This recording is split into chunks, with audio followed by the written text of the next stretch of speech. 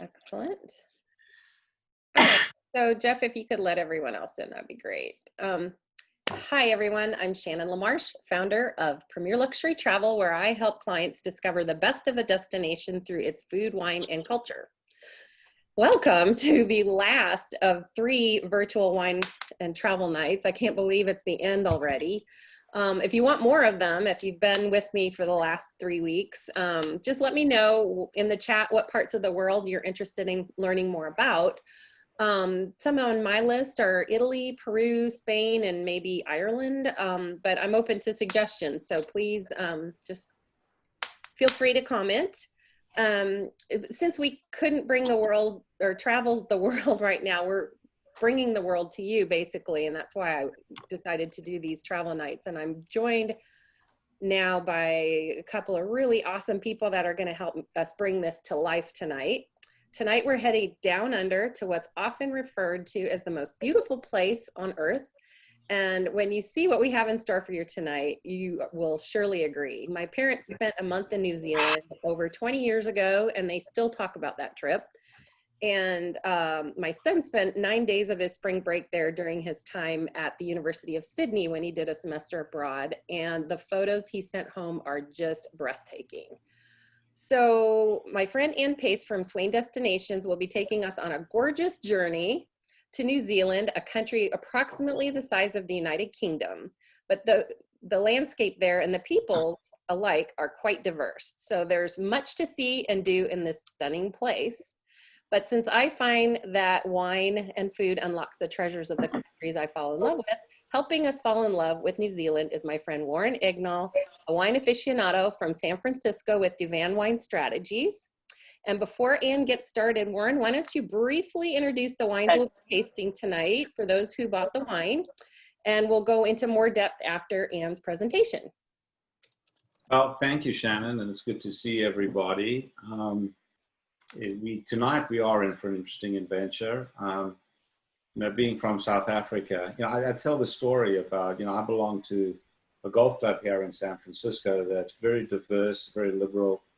We have men and women members. We have LGBT members from all spectrums of that community. We have people of all races and colors and creeds. But when we allowed a Kiwi to join the club, I felt like I almost had to resign. It was a bridge too far to have a New Zealander. But I'm kidding. It's more of a rugby rivalry thing between South Africa and New Zealand. But I love the wines from the Antipodes. New Zealand, of course, has been famous for a very, very long period of time for Sauvignon Blanc. I mean, probably everyone has seen Kim Crawford Sauvignon Blanc and indulged in that. Well, New Zealand is much more than Kim Crawford Sauvignon Blanc, just as Australia is much more than Jumping Yellow Kangaroo Critter label wines. And I think we're in for a real treat tonight. We're not doing a New Zealand Sauvignon Blanc, which is probably surprising to most of you. We are going to do the aged Riesling. Riesling, if you talk to master sommeliers and real wine aficionados, they will almost certainly, to a person, will tell you that Riesling is their favorite white grape of all, because of the diversity, from very, very sweet Riesling, bone-dry Riesling, to the very, very sweet German Trockenbeer and Auslese Rieslings, which is really, really good.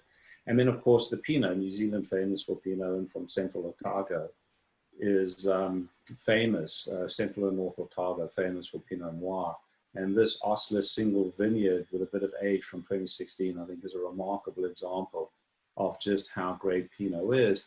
And these are both wines made in a European style. So the Riesling is sort of a Mosel, Rheingau style of wine, and we'll get into it with those great citrusy notes of Meyer lemon and some beautiful petroleum notes that's famous with Riesling. And this Pinot is more of a Burgundian style, a little bit of a drier Pinot, less fruit forward than many of you are familiar with if you drink Pinot from New Zealand or from Sonoma, for example. So that's what we're going to be drinking, and we'll get into a little bit more details. And I'm looking forward to seeing the cruise. So what we're about to do. I've never been to New Zealand. It's on my bucket list. So I'm keen to hear what's going on. So thank you. Okay, Great. Thanks, Warren. Can't wait to hear more later. And Anne, the floor is yours. I cannot wait to Thank show you, everybody. everybody what you've got in store for them.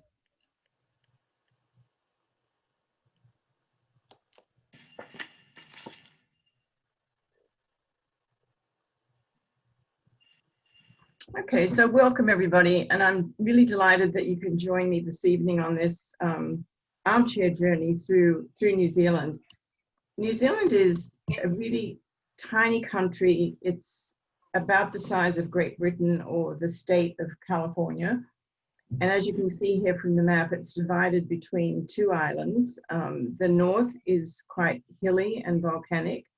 And then the South Island is known for its glaciers and fjords and the stunning Southern Alps, which sort of, as you can see from the kind of the snow marked on the map, sort of run the length of the country. From top to bottom, the country is about 1,000 miles. So it doesn't ever take you very long to get anywhere in New Zealand. And you can self-drive or you can fly between different places. So lots of different ways to travel. On this map also are some of the well-known wine regions in New Zealand that are marked. Probably the two that be most familiar here in the United States would be the Hawke's Bay region and then the Marlborough region. And then the Osler vineyards that Warren's sharing with you this evening come through the North Central Otago region down on the South Island and specifically Waitaki. People often say that in New Zealand, you can see a kaleidoscope of scenery from many, many different countries in the world. And I think that's absolutely true, from the marine activities in the North Island to the thermal activity in the center of the North Island to then the absolute beauty of the Southern Alps and the drama of that scenery in the South. It's really true. Nowhere in New Zealand is really more than about 70 to 100 miles from the coast and the sea. So you have not only stunning coastlines, but absolutely beautiful beaches, whether it's golden sand beaches, black sand beaches, which are just outside Auckland, or the pink sand beaches, which are actually up in the far north in the Bay of Islands area. This area is at the very tip of the North Island, and it's known as the Bay of Islands. It's a stunning marine-based area. It's also really important historically because it's where the British and the Maori signed their first treaty back in the 1800s. So it has, it's also been made quite famous by the writings of Zane Grey. And again, as I mentioned, very well known for different sort of marine activities. Lots of charming little towns up here. Russell, for example, is one. It's quite historic and it was an old whaling port. So just charming sort of areas to visit in the Bay of Islands. New Zealand has what's called a network of luxury lodges, stunning accommodation. Each of these lodges are located in very different parts of the country, all in absolutely stunning scenic areas, quite isolated, but with a huge variety of activities that are possible. And at Helena Bay, you can actually just take one of the 5 villas, so use it basically as a hotel. Or if there were a group of friends or a family traveling together, you can actually take the whole lodge over. All kinds of land-based activities here, whether it's quad biking, just regular biking, hiking, as well as any marine activity possible. And then estate to plate cuisine is a really key factor of staying at this lodge. The owners of the lodge have incorporated the philosophy of a Michelin-starred restaurant, Ristorante Don Alfonso 1890, from southern Italy. So fine dining really very much defines the hospitality experience here at Helena Bay. Oh, that looks so good. And again, you know, guests can always dine in the main dining room, or they can have an intimate dinner anywhere on the property that can be arranged for them. And all of these luxury lodges also have outstanding wine cellars, and for all of them really, not just here at Helena Bay. The food and wine pairing is really a very important part of the stay. Typically, the city that you would arrive into coming from the United States is Auckland. It's the largest city in New Zealand, and it has twin harbours, and Auckland is known as the city of sails, really because of the huge number of yachts and sailboats that are moored at all of the marinas throughout. And it's, again, just another point to throw in is, I mentioned Auckland's the largest city, but 75% of the population in New Zealand actually live in the north or on the North Island. One of my absolute favorite spots is Waiheke Island, and this is a 30-minute ferry ride from Auckland over to this gorgeous little island. It has a very warm, dry maritime climate, and because of that, it's seen the growth of many boutique vineyards. One I particularly enjoyed visiting here was called Tantalus. Lovely beaches around the island, beautiful scenery, and the sunshine and the warm climate, again, has attracted a lot of artists and artisans. So there are many art galleries and studios to visit here, as well as the boutique vineyards. And as you can see, you're very close to Auckland, just a 30-minute ferry ride. So it's an easy day trip over from Auckland, or you can stay on the island if you'd like. And Mudbrick Restaurant here at the Mudbrick Vineyards is a fabulous place for lunch.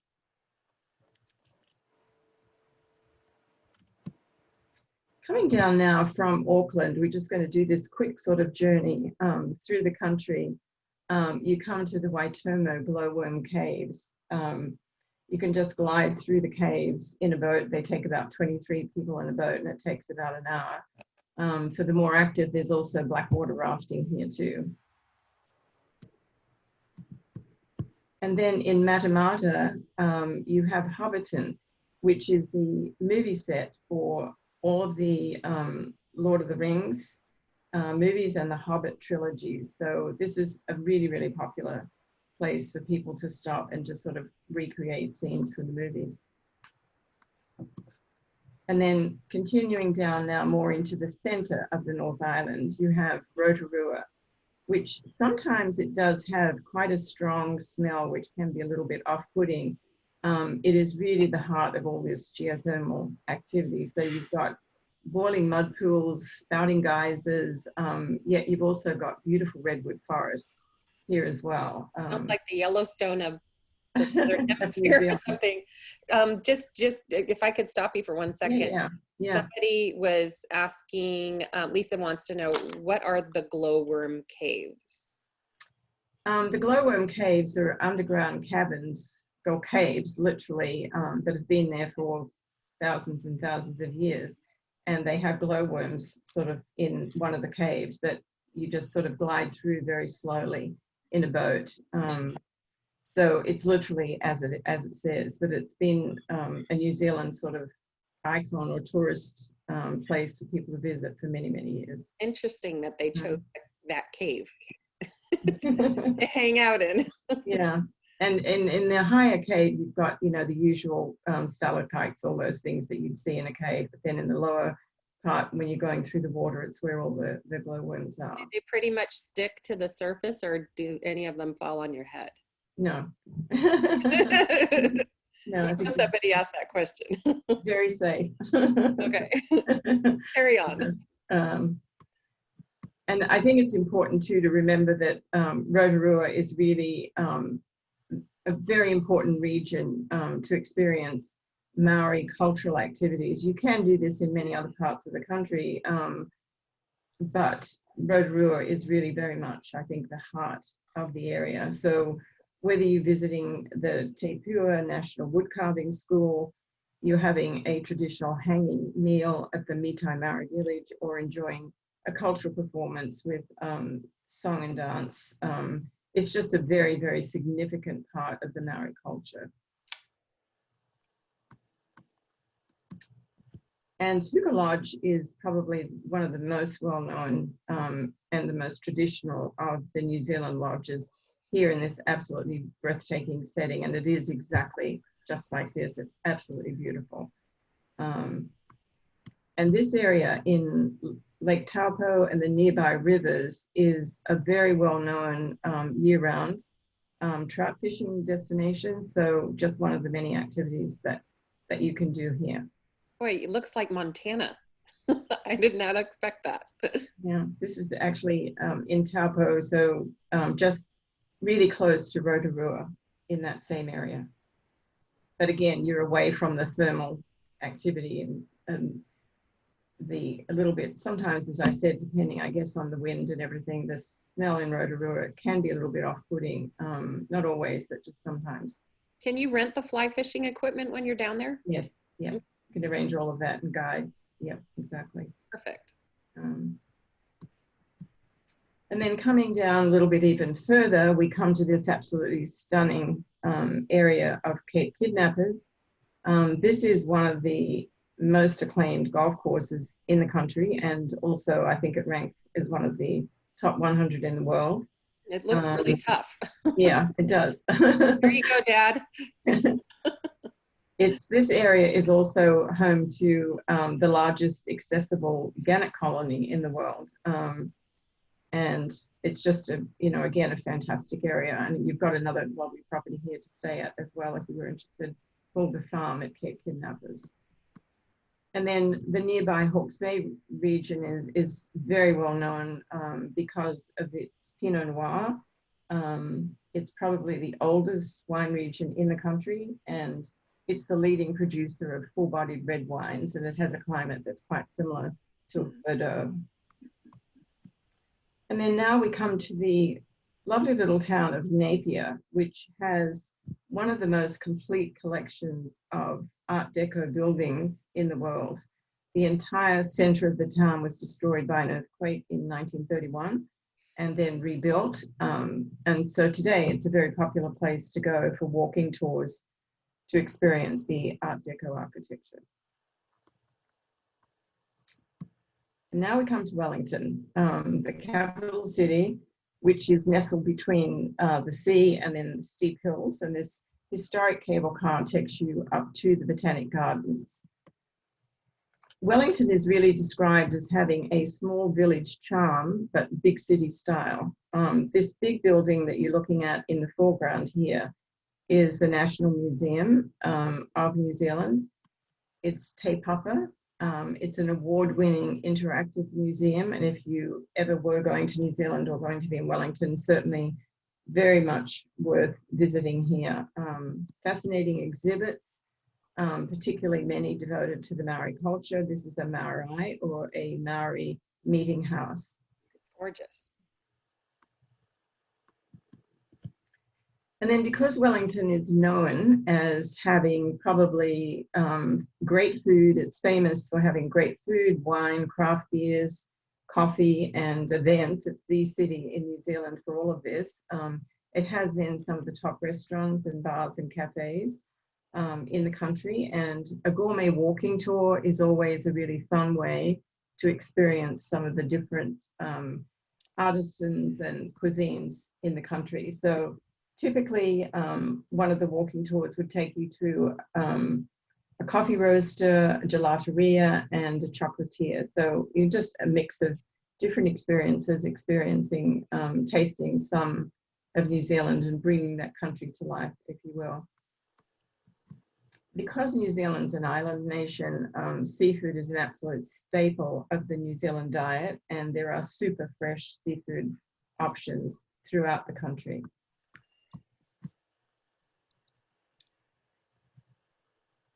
Oh, delicious. Then we're going to whiz over to the South Island. So I think this is absolutely stunning. These are the Marlborough Sounds. You can fly from the north to the South Island, or you can take the ferry from Wellington to Picton in the north of the South Island. And just again, to me, this just exemplifies the beauty of New Zealand. When you fly over it, when you fly from North Island to South Island, do you fly over this? Like, could you look out the window and take a picture. Yeah, you would see parts of this definitely. Mhm. Fabulous. And then Nelson, which is a charming little area at the very top of the South Island, and it's quite close to, well, it's right next to Abel Tasman National Park, which is one of the very well-known national parks in New Zealand. It always has the highest recorded sunshine in the country. Because of that, it's attracted some very, very high caliber artists and artisans. I think some people, if I have it correctly, I remember some people from Orifice in Sweden started glass blowing here. So just in general, it's a very high level of artists and artisans. So worth visiting if you have any interest in that at all. And then coming over now to the Marlborough Vineyards, Kim Crawford country.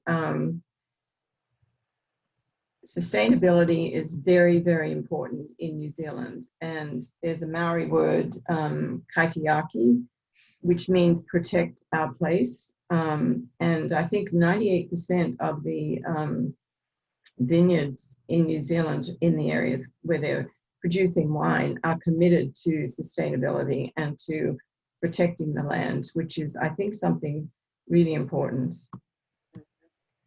The first Sauvignon Blanc vines were planted here at Brancott Vineyards in 1975. And again, another stunning part of the country, Kaikoura. This is just, again, we're coming now down the east coast of the South Island. And this area is famous for whale watching, swimming with dolphins, any kind of marine activity, but also for land-based activities too. And you can actually do the whale watching by air or by boat. And then you've also got kayaking, fishing, et cetera, et cetera. What kind of whales do they have down there? Are they No, humpback? they're, Are they you know, I can't remember off the top of my head, but I can always look it up again and tell you I've forgotten. But it's pretty much whale watching, I think, year round here. But definitely something you can do from the air and by boat. So again, it's just, I think, a really beautiful area. Another intriguing. I love the variety of adventure and culinary travel, and like it's just there's It's a something mixture. for everybody. Yeah, it does really. I think in such a tiny, compact country, you can appeal to many different interests and tastes. The Puku Lodge is another member of the luxury lodges, a little bit different from some of the others, but it's, again, fabulous place to stay here in this area. And Fiona, who's one of the owners, was a finalist in New Zealand MasterChef. Oh, wow. So you can always be know her. absolutely assured that the cuisine here is fantastic. And this area is particularly well known for seafood and crayfish or lobster particularly. So just a fabulous place for anybody who enjoys seafood. There you go, Dawn. I know. You go there and see Fiona. So so let me let's see. Do I have? Am I muted? Nope, you're not muted. Okay, so I saw her on, I think it was season 7. She was my favorite. I love her. It was because she was this whole New Zealand, you know, the whole food and just the whole, all of this, what you're talking about right here. So Good. There you go. Well, she's a lovely person as well as being. She really is. She really is. And I'm just like, yeah. So Does she host out cooking classes too?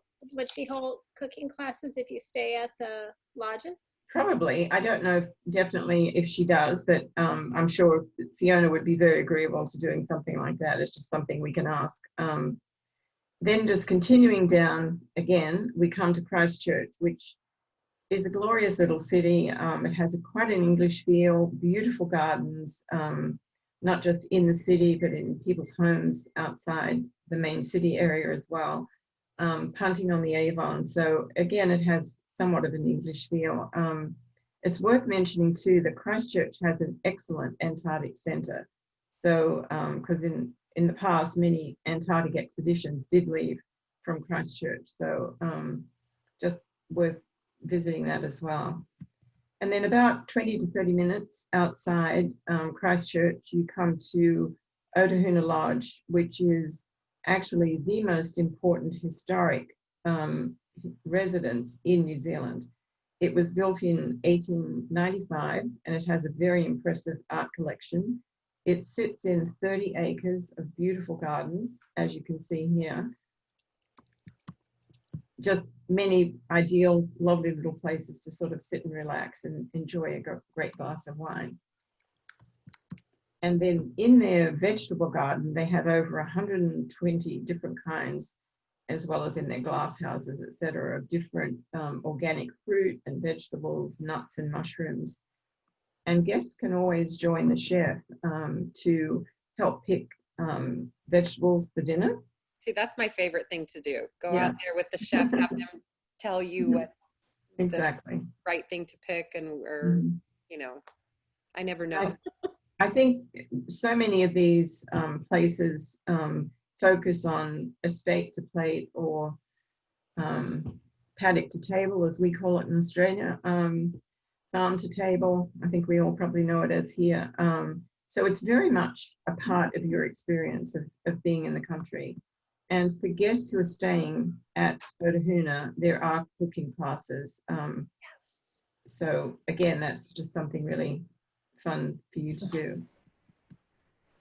So it's always, the cuisine is just absolutely superb. And you can have dinner in the main dining room or in one of the more intimate settings as well.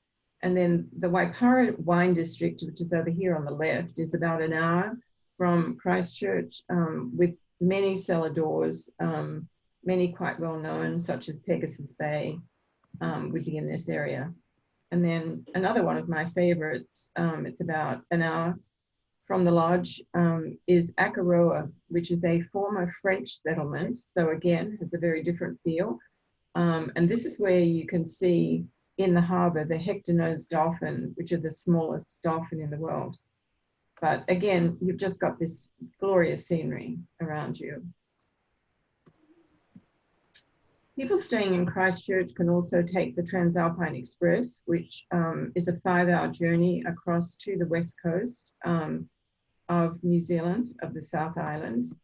And then if they were to continue down, they would come to the Franz Josef or the Fox glaciers, which are long temperate maritime glaciers, and you can explore these in a variety of different ways. If you were to come from Christchurch down via Mount Cook, which is the highest mountain in New Zealand, and it's situated at scenic Lake Pukaki, you would then continue on about another 100 miles from Mount Cook, and you will come to the Waitaki Valley.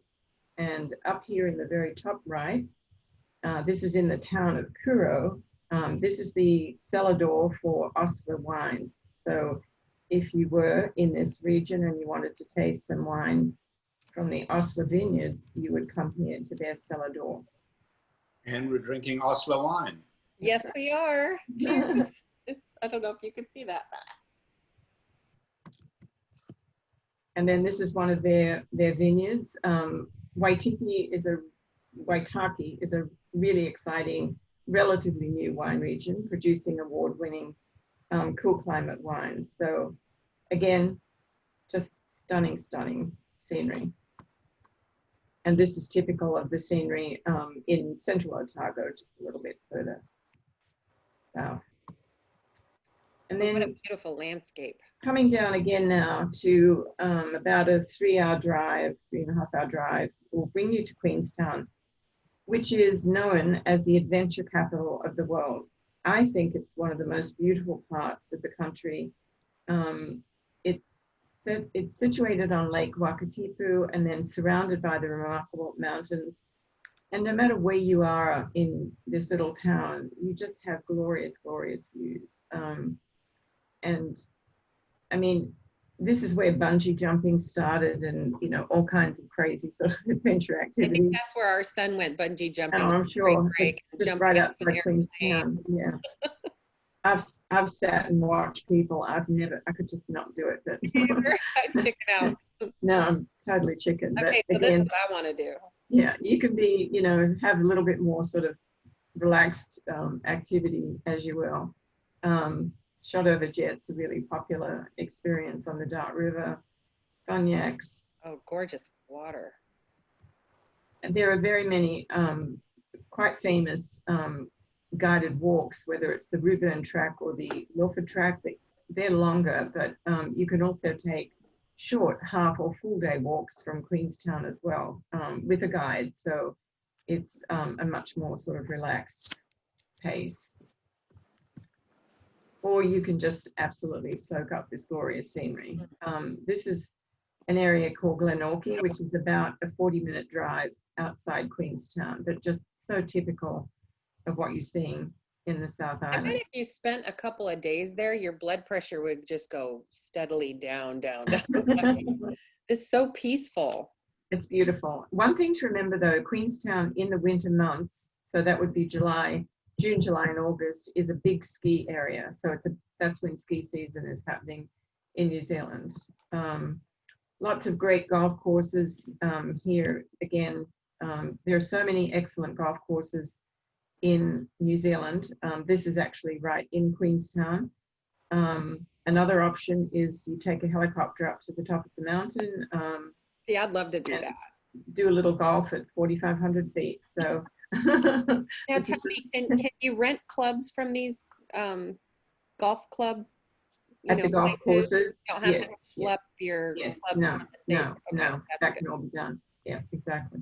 Perfect. That looks incredible. Warren, can you go back one slide? Warren, that's where you belong. Look at that. What's that, Lisa? I said, that's where you belong, standing on that platform and then hitting the ball. Yeah, I have enough trouble finding my golf ball when I'm on like a regular fairway. I just can't imagine doing it. Yeah, he's like on a rock there, like it's teetering, Warren. You see that? It's like Yeah, I a see it. ladder here. It's not even like, I mean, that's pretty shaky stuff right there. Very safe. I'm way too fat to stand on that small platform. So when Oh, you hit Actually, the Ian ball, Swain, the owner of Swain Destinations, up there. So I think. oh yeah, that's right. That's right. many That is times, Ian Swain. Yeah. He's brave. Yeah. we got- Gorgeous little town, an old gold mining town. Again, lovely little area filled with history, just outside Queenstown. And there are a number of boutique vineyards here in this region as well, in the whole area where you do the bungee jumping and you come out here. So all just different things to do from Queenstown. Fly fishing again, possible here. And then I think absolutely not to be missed to visit the fjord region. Milford Sound is about a 4-hour drive from Queenstown. So it's a long day if you were to drive there and back. You can stay overnight on the Sound on a boat. A lot of people will choose to drive one way and then to take a small plane back, or for a lovely and probably much more expensive experience, take a helicopter and you actually land on the top of the glacier and have a picnic lunch and champagne and sort of continue on. But just an absolutely beautiful area. And an actually quieter sound is Doubtful Sound. It seems to get less traffic. And this is a lovely wilderness cruise that you can take on Doubtful Sound. And then again, coming even more south on the South Island, you come to Dunedin, which is a city or a town that has a very, very strong Scottish influence still to this day. Everybody looks like a Scottish building. Yeah, it's actually the railway station, but it's sort of, you know, there's a lovely castle called Larnac Castle that you can visit here, but it's just a really interesting area. And on the Otago Peninsula, which you access from Dunedin, you could see unique wildlife, the royal albatross, and then the yellow-eyed penguin. So again, that's our very quick armchair journey through New Zealand. And I hope you've enjoyed traveling with me, and thank you very, very much. Fabulous. Fabulous. I cannot wait to see this beautiful country. I know COVID kind of put a monkey wrench into all of our travel plans, but hoping that it's inspiring people to at least dream. Thank you so much. Yeah. I'm so impressed. I am so impressed. Thank you so much. So Warren's going to take us through a little bit more in depth about the wines from Osler. We're tasting a Riesling, and it's a very much drier Riesling. It's not really a sweet Riesling. And then we also have this Pinot Noir that last week, if you were with us and if you had the wines, we tasted a Pinot Noir from Burgundy. So Warren is going to kind of walk us through the difference between the two Pinots and just tell us a little more about what we're tasting. And if you're not tasting it, maybe you can visit Osler and taste it for yourself or order wines from Warren later. So Warren, the floor is yours. Well, thank you, Shannon. I appreciate that. I mean, one thing, and it's really cool that we get to look at Osler here on the screen and all that, but you know, Shannon knows this, and many of you who've had an opportunity to get to know me a little better over the past weeks and months understand that what we're most interested in at DeVan is finding small family-owned producers, artisanal productions, not wines that are ubiquitously available, whether it's in the supermarket or Costco or even in a liquor store. And I mean, Osler's those kinds of wines. I mean, you could walk from Seattle to Miami and stop at every wine shop on the way in between and not find these wines, and certainly not find a single vineyard Caroline's Pinot or this beautiful Riesling, the lakeside wine. And you saw the picture of the lakeside earlier. And what's really interesting about Riesling is it requires cool climate, and as we've seen from a little bit of the travel log today, New Zealand has some beautiful cool climate terroir, particularly there in the north part of the South Island in North Otago. And why that works well is grapes love what the scientists call diurnal fluctuation. They love hot days and cool nights. And with the wind coming off the mountains, the water there, you get this beautiful balance that goes really, really well with the wine. With the grapes, it translates into this wine. And what I love about Riesling, and again, New Zealand not as famed for Riesling as it is for Sauvignon Blanc, not as famed for Riesling certainly as Austria and the Rhine, and even the Finger Lakes region in New York now is making some great Riesling. But I love Riesling. I mean, I don't know what those of you who are drinking the wine, I'd love to hear what you have to say about it. But Riesling has some interesting characteristics. It has citrus overtones to it, sort of lemon. I actually think more Meyer lemon, more sweet lemon, as opposed to some of the, more acidic lemon that you find in a Chenin Blanc or a Sauvignon Blanc, maybe red grapefruit. But beautiful on the nose, you get these beautiful floral characteristics, almost like the blossoms of a lemon tree, perhaps. But what's famous about Riesling is what is often termed the petroleum notes, petrol or gasoline, which you can sort of get in there. And I prefer to talk about it as a viscosity, just a beautiful oiliness to the wine that fits in the nose, that in the mouth has just such a beautiful warm feel that balances out the vibrancy, that the beautiful soft mellifluous viscosity of the wine, that also has that beautiful frizzante sort of feeling of the tanginess of the citrus fruit that comes through. And this, as you're right, Shannon, it is a sweeter wine than we've been accustomed to drinking. Mm-hmm. But as Rieslings go, though, it's not terribly sweet. But again, this one is this is on the slightly sweeter side. I mean, in Germany, there's Spätlese, Auslese, Beeren Auslese, Trockenbeeren Auslese. There's this whole spectrum. It's just basically sugar levels. So the sugar level in this Auslese is not particularly high. but it's sort of on the slightly sweeter side, sort of mid-sweet. It's only 12% alcohol too, which is really good. A beautiful. I mean, I've been drinking. It's only 5:30 or so here in California, and I've been drinking this wine since my friend arrived at 4 o'clock, just by itself without food. I do have some buffalo mozzarella for basil and tomatoes that I'm going to drink with it later. It's one of the few wines that will cut through stuff like tomato and asparagus, which are very acidic, and that's that viscosity coming through again. I also have some caviar to go with my Louis XIII cognac. That's You're being fancy now, Warren. with Nick Faldo talking about his Masters victories in the background. And so that's the Riesling, just a beautiful wine. A Riesling, actually, for those of you who like more spicy foods, so if you like to eat Thai food or any of those spicy Asian foods, this Riesling is a perfect combination for that. It sort of balances out the heat of the food very, very, very well. But anyway, so that's Riesling. Anyone got anything to say about the Riesling or comments, or do you like the wine? Who's got the wine and I'm not typically a Riesling drinker per se.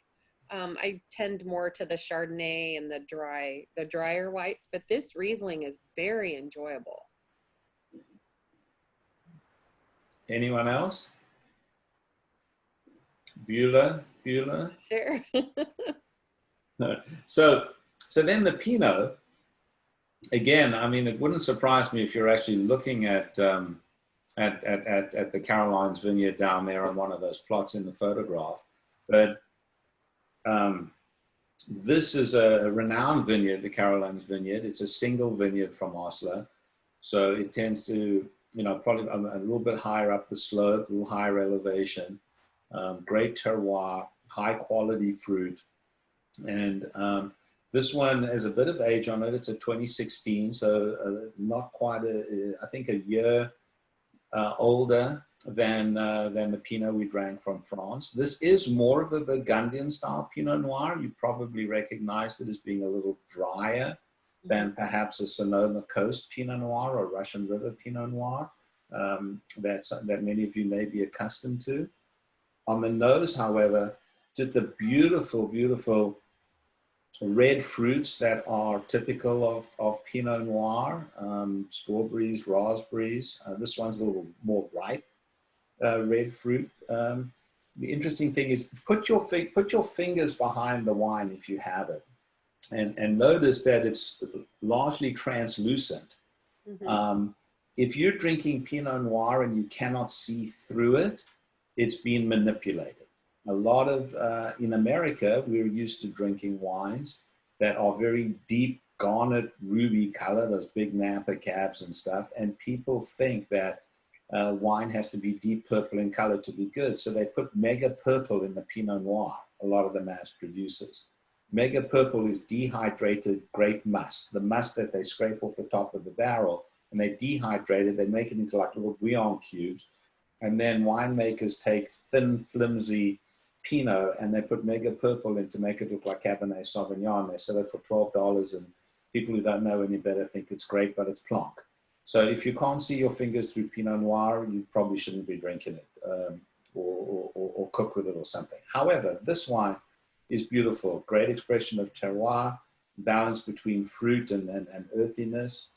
Very Burgundian style wine. It's actually a wine very, very similar to the one we had last week, Shannon. It is. And in fact, I think I like this one better, actually, than the one that we had last week. And well, in fairness, this is a superior wine. It's a superior wine in a number of categories. It's single vineyard, designated vineyard, Caroline. The Burgundy we had last week was sort of just a village level from Vougeot. In order to get this quality of wine out of Burgundy, you'd probably have to drink Clos de Vougeot. So the maker of the wine we drank last week owns Chateau de la Tour in Clos de Vougeot, but that's a $295, $395 bottle of wine. This Osler is a $55 bottle of wine. Well, there you go. And I'll the just one from buy last week, and the my one case from of it. last week, the one from last week's a $35 bottle of wine. So, you know, it's a terrific It's a wine. great And in wine, fact, last week we all enjoyed it. But Mhm. in relative terms, I think I would agree this is a more elegant, a more sophisticated wine. It's got more complexity, more depth, 100%. deeper, flavor profile. It's more powerful on the nose. It's just an absolutely gorgeous, gorgeous wine. In fact, the first time I'm drinking the 2016.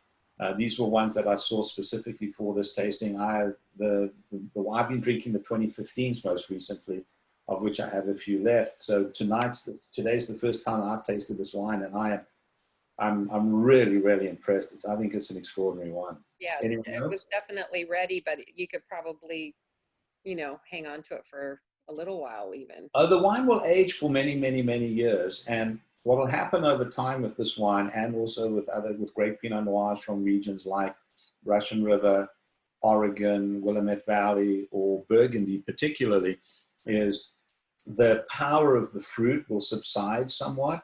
It'll get a little bit sort of orange and then brown around the edges as the fruit dissipates, and it'll get more of a dusty, what they call the terroir coming through, characteristics to the wine.